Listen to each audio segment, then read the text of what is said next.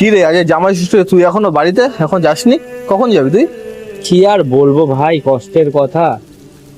কালকের থেকে আজকে সকাল পর্যন্ত শ্বশুরমশাই না হয় 10 বার ফোন করেছি, কেমন কি আছেন, কি ব্যাপার। একবারও বললো না ভাই যে বাবা একটু মিষ্টি খেয়েছো, একটু এসো। আমি আর একবার ফোন করব, ডাকলে ডাকবে, না ডাকলে না ডাকবে। সত্যি বলতে আমার অত যাওয়ার ইচ্ছা নেই ভাই, কিন্তু মেয়েটাকে তো একবার বলতে পারতো, বাড়ির মেয়েটাকে তো একবার বলতে পারতো, বললো না।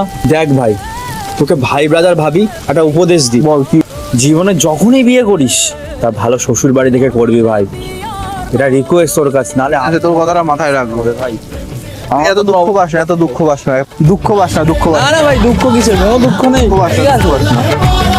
খাসির মাংস আমি তোরে খাবো, ওখানে বলছিস?